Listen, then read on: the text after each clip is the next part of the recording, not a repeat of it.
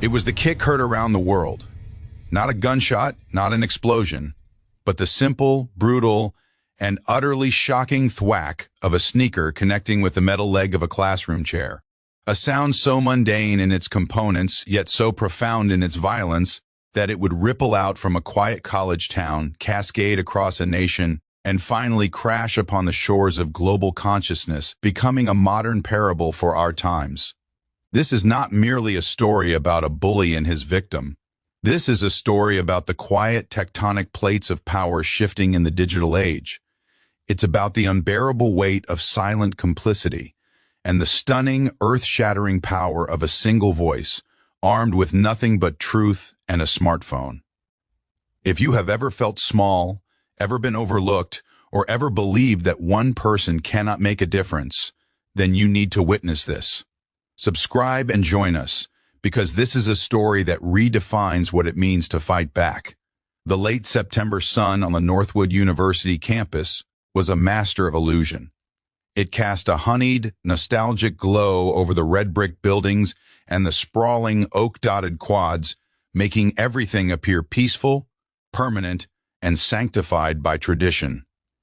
On the morning of September 18th, this golden light streamed through the tall, multi-pane windows of Professor Alistair Evans's Historiography 201 lecture hall, cutting through the slightly dusty air and painting warm, elongated rectangles on the scuffed linoleum floor. The room, steeped in the smells of old books, dry erase markers, and freshly brewed coffee, hummed with the low pre-lecture murmur of 60 students. It was a scene of serene academia, a sanctuary designed for the quiet pursuit of knowledge. In the back row, a strategic position chosen for its panoramic view and its distance from the epicenter of professorly attention, sat Elara Vance. At 22, she was a transfer student, a newcomer to Northwood's intricate and often intimidating social ecosystem. She possessed a stillness that was frequently mistaken for shyness or aloofness, but it was, in reality, the calm of a deep reservoir of observation. Her life before Northwood had been a patchwork of moving boxes and library cards, her upbringing by a single mother who worked as an investigative journalist, instilling in her a fierce independence and a fundamental understanding of one principle: the truth, when properly documented, is the most powerful force in the world. She arranged her tools with quiet precision: a single, elegant notebook bound in dark green leather, a heavy fountain pen that had been her grandfather's, a closed laptop, and a smartphone placed screen down on the desk. She was a scholar, an archivist of her own life, waiting for the lecture to begin. Across the tiered classroom, a starkly different energy radiated from a cluster of seats. This was the domain of Jason Thorne, a senior, the star quarterback. His presence was a physical thing, an entity that seemed to suck the oxygen from the room and demand it be used for his own combustion. His charm was a well-rehearsed performance, a tool he wielded with the practiced ease of a master craftsman. But today, the polish was thin. At 22, he was staring into the abyss of his own fading relevance. The final season of his football career was underway, and with every game, the roars of the crowd felt more like a farewell dirge. The NFL scouts who had once flocked to his games were now a rare sight. This existential dread festered beneath his tan skin, manifesting as a need for constant vocal validation. His laughter was a decibel too loud, his gestures a fraction too expansive. His courtiers orbited him, each playing a part. Mark, his roommate, was loyal to a fault, his own anxiety soothed by proximity to power. Liam was a sycophant, his identity entirely subsumed by the reflected glory of Jason's popularity. And then there was Chloe, perhaps the most complex of the trio. Sharp, perceptive, and deeply insecure, she had consciously muted her own intelligence to remain in the warm, shallow waters of this popular crowd. They laughed at his jokes, amplified his opinions, and formed a human shield against the terrifying prospect of being ordinary. They were the background characters, the chorus in the tragedy of Jason's making, their own moral intuitions slowly being eroded by the daily grind of conformity. Professor Evans, a man whose passion for the Byzantine Empire far outstripped his interest in the social dynamics of his classroom, was called away 10 minutes into his lecture on the fall of Constantinople. "A departmental emergency," he mumbled before scurrying out the door. The room was plunged into a sudden, unsupervised vacuum, and into this vacuum rushed Jason's most dangerous quality. His boredom. His eyes, restless and seeking a target, scanned the room and landed, like a predator sighting isolated prey, on the new girl. Elara, the one who didn't look at him with wide-eyed admiration, who didn't seek his approval with a flick of her hair or a giggle. Her quiet composure was a silent rebellion, a direct challenge to the hierarchy he commanded. It was an itch he couldn't not scratch. "Hey, you, new girl," his voice cut through the chatter, sharp, deliberate, and laced with a mocking condescension. Alara's head lifted slowly. Her hazel eyes met his, but they held no fear, no invitation. They were simply observant. She offered no response, no nervous smile. She simply waited. "What cat got your tongue?" he pressed, a smirk twisting his features.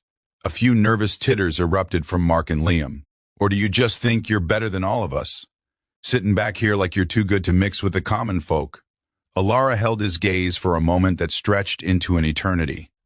Then, with a slow, deliberate motion that was more powerful than any shout, she lowered her eyes back to her notebook. The dismissal was absolute. It was not an act of fear, but of profound, soul-deep disregard. The air in the room thickened, grew heavy with anticipation. The smirk vanished from Jason's face, replaced by a blotchy red flush of pure, unadulterated anger. This wasn't just a rejection, it was a mutiny, played out in front of his loyal subjects. His dominance was being publicly neutered by a girl with a quiet pen. He pushed his chair back, the legs screeching in protest against the floor. The sound was a gunshot in the quiet room, making several students flinch. He began to swagger up the aisle, his movement a parody of a panther's stalk, his shadow swallowing Alara's desk as he loomed over her. The classroom fell into a deathly hush. You could hear the hum of the fluorescent lights, the frantic beating of 60 hearts. "I'm talking to you," he hissed, his voice dropping to a low, venomous whisper that carried to every corner of the silent room. Alara's hand, which had been calmly holding her fountain pen, stilled. But she did not look up. She did not grant him the satisfaction. It was in this suspended moment, as he stood over her, radiating menace, that a cold, calculating instinct, a ghost of her mother's training, took over. Her left hand, concealed in the pocket of her soft gray hoodie, moved. A single, precise press of her thumb. The smartphone screen lit up silently. "Record." "Guess you need a louder invitation," Jason snarled, the words dripping with contempt. And then the world shifted. He drew back his right leg, clad in a pristine limited edition sneaker that cost more than Alara's textbooks for the semester, and he kicked. It wasn't a nudge, it wasn't a tap. It was a vicious, full-force, swinging kick aimed directly at the central, tubular leg of her chair.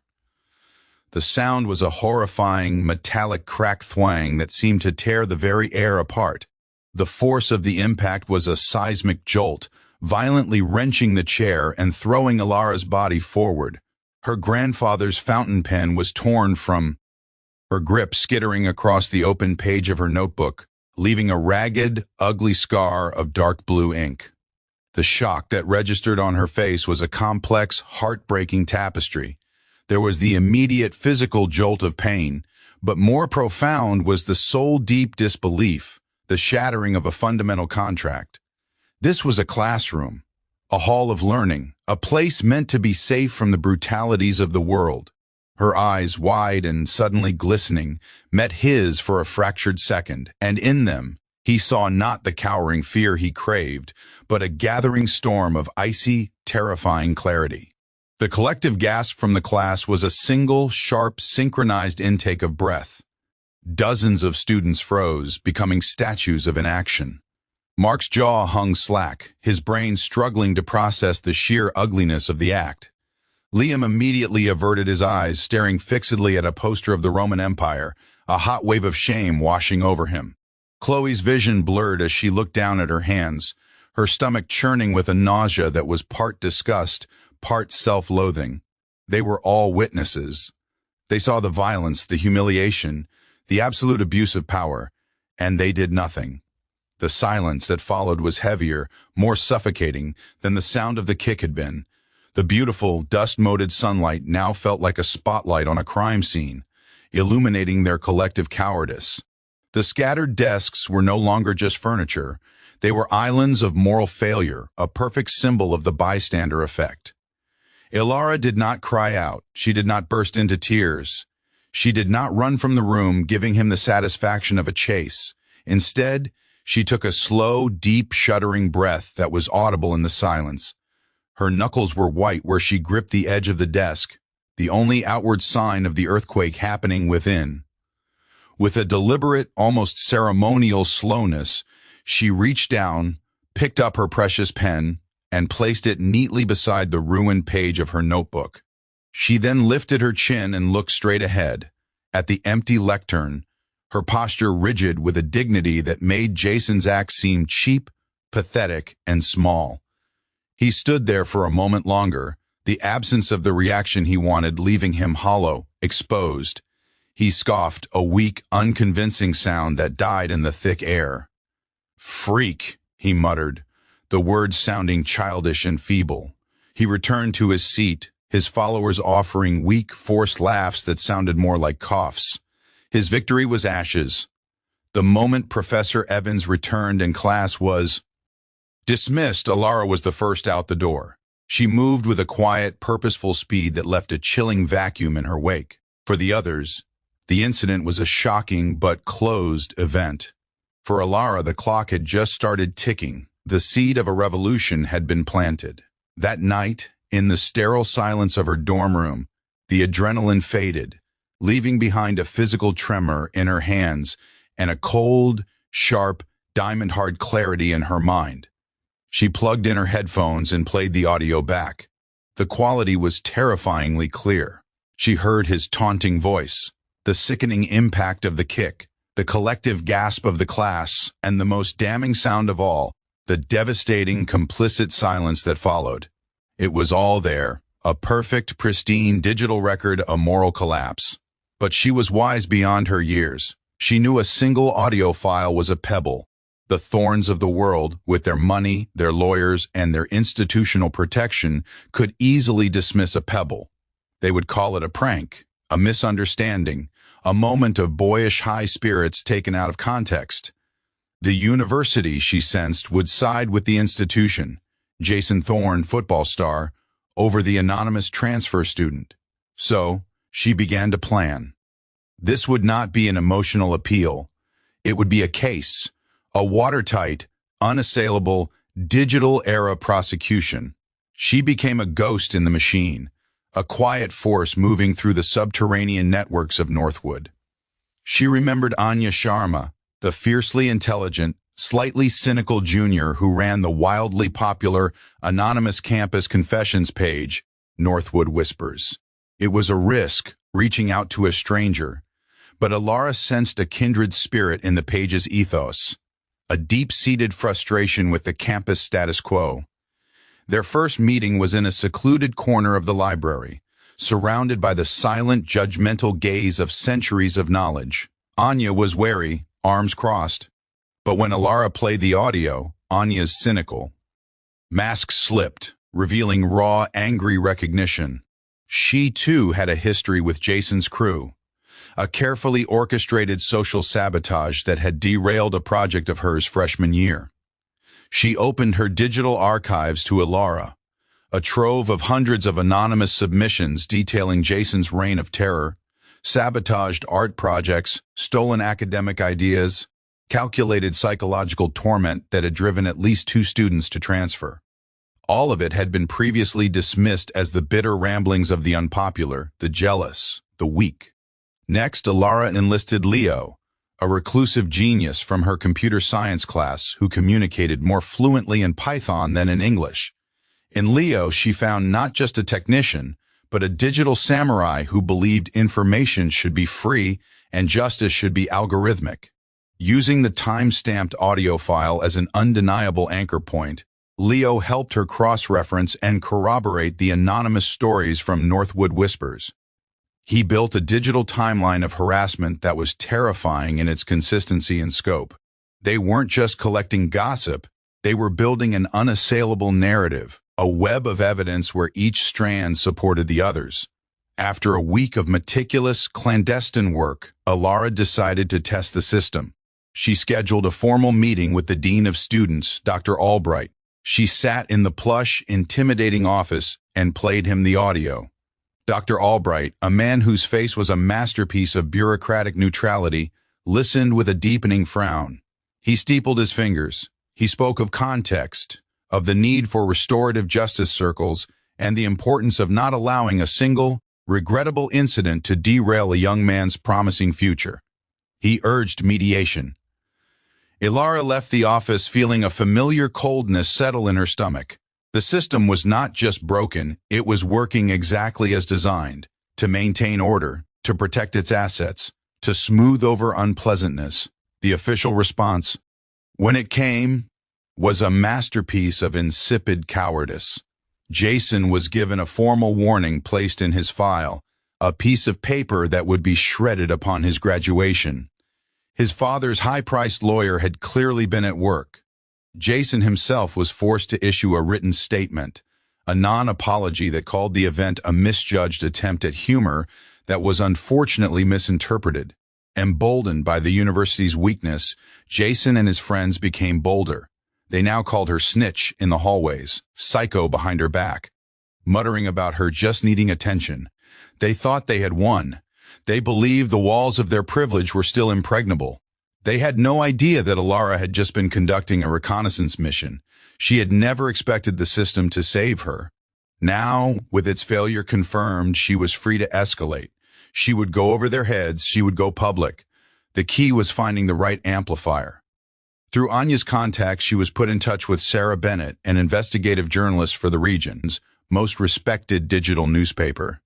Sarah was a bulldog with a Pulitzer nomination and a well-earned reputation for tearing down facades of institutional corruption. More importantly, she had a daughter just a few years younger than Elara at a different school. She understood the landscape of adolescent social dynamics and the profound, lasting scars they could leave. Elara didn't just hand Sarah the audio. She scheduled a meeting in a neutral cafe and presented the entire dossier. The audio file, the compiled and cross-referenced anonymous testimonies from Northwood Whispers, Leo's detailed digital timeline, and a verbatim transcript of her infuriating meeting with Dean Albright. It was a prosecutor's file, meticulously assembled and presented with a calm, chilling conviction. Sarah Bennett knew within 10 minutes that she was holding a thermonuclear story, but she was a professional. She knew that in the digital age, the packaging was as important as the payload. She and her team didn't just write an article, they produced a 5-minute video piece of devastating minimalist power. It opened on a stark black screen. Then, the audio began to play, unadorned, in the viewer's ears. They heard Jason's voice, the kick, the gasp, the silence. As the audio played, stark white text appeared on the black background, quoting the most damning anonymous confessions about Jason. Then, it showed the university's weak response, highlighting the language of the non-apology. It ended with a single, powerful question emblazoned on the screen. When a university chooses to protect a bully, what does it teach its students? The article and video were published on a Tuesday morning, strategically timed for maximum online engagement. The headline was blunt and left no room for ambiguity. The Northwood Kick, audio, anonymity, and a university's cowardice. The effect was instantaneous and volcanic. Shared first by every disaffected student, every victim of bullying, and every alum with a guilty conscience at Northwood. The story spread through the student body not like wildfire, but like a radiation leak, inescapable and toxic to the established order. Within 2 hours, it was the top trending story on every local news site. By lunchtime, it had been picked up by national news aggregators, and, by the evening news cycle, the hashtag Northwood Kick was trending worldwide on Twitter, Instagram, and TikTok. The story had the perfect alchemy for virality. A clear, audible villain, a quiet, sympathetic, and enigmatic heroine, a faceless, corrupt institution, and a global audience that instantly connected it to their own lived experiences with bullies, bureaucratic indifference, and the painful memory of silent bystanders. The audio was the key. It was visceral, intimate. People could hear the violence. They could feel Elara's shock in that silence. They could feel the complicity of the classroom. News channels from the BBC in London to the ABC in Australia led their broadcasts with the story. They played the audio clip, had panels of experts deconstructing the university's response, and interviewed psychologists on the long-term effects of public humiliation. Elara, shielded by Sarah Bennett, remained an enigmatic figure, which only added to her power. Her one written statement, released to the press through Sarah, was quoted on news tickers and social media posts around the globe. "I did this not for revenge, but for the next person, so that the next time someone thinks about kicking a chair or whispering a threat or turning a blind eye, they might remember what happened here." The silence ends now. The backlash was a tsunami of global outrage. The university's website and phone lines were crushed under the weight of traffic. Its social media channels were flooded with a torrent of angry messages from every continent. Prominent alumni, including powerful CEOs and politicians, publicly disavowed the university and threatened to pull their financial support. Major corporations suspended their recruitment programs on campus. The university's endowment bled millions in a single day. The downfall was swift, merciless, and public. Jason Thorne was not just expelled, he was publicly stripped of his athletic scholarship in a terse press release from the athletic department. His name, once chanted in stadiums, was now a global byword for bullying. The NFL dreams he had clung to evaporated overnight. No team would touch him with a 10-foot pole. His family, pillars of the local country club set, saw their reputation eviscerated and their business suffer immediate, painful boycotts. His friends faced their own, perhaps more nuanced, purgatory. Mark, Liam, and Chloe were all suspended for their roles as accomplices and enablers. They became social pariahs, their faces recognized and scorned across the internet. The emotional weight of their silent witnessing, which they had hoped would be a weightless secret, now crushed them in the full glare of the public eye. Chloe, in a moment of late but genuine remorse, gave a tearful, shaky interview to a local station months later, describing the gut-wrenching guilt that kept her awake at night, a testament to the fact that they were not true villains, but weak people who had made a catastrophic, cowardly choice, a choice they would spend years trying to atone for. Dean Albright was forced into early retirement. The university president resigned a week later under pressure from the Board of Trustees, his legacy permanently tarnished. An independent, state-level investigation was launched, resulting in a complete overhaul of the Student Conduct Board and the creation of a new, powerfully independent Office of Student Safety and Advocacy, funded by a massive, court-ordered settlement paid to Elara. In a move that captured headlines all over again, she used every penny of that settlement to establish the Phoenix Trust, a national nonprofit providing legal and psychological support to victims of bullying and cyber harassment. Elara Vance never returned to Northwood. She was accepted, with a flood of scholarship offers, to a prestigious university on the West Coast, her transfer application bolstered by a glowing letter of recommendation from Sarah Bennett. She became a sought-after speaker on digital activism and campus safety. Her story, a modern parable taught in law, ethics, and media classes. She had taken the jagged, painful shards of that September morning and alchemized them into a fortress of purpose. The quiet girl in the back row had used her voice, and in doing so, had amplified the whispers of millions into a roar that shook the world. The classroom where it all began remains, the physical scuff marks on the chair leg long since polished away, but the echo of that kick, and the global deafening response that followed, lingers in the air, a permanent lesson etched into the very soul of the institution. It stands as a stark reminder that in a hyper-connected world, where everyone possesses a recording device and a potential global platform. No act of cruelty is ever truly hidden. No wall of privilege is ever truly safe, and no silence, no matter how heavy, can ever truly extinguish the power of a single, truthful voice. This story touched lives in every corner of the globe, from the sun-drenched coasts of California to the bustling streets of New York, from the quiet plains of the Midwest to the vibrant towns of the South. It's a testament to the fact that courage knows no zip code. And it makes us wonder, from which part of this great country are you watching this video? Are you from the mountains, the coast, the city, or the heartland? Let us know in the comments below. Your story and your voice are part of this larger tapestry too.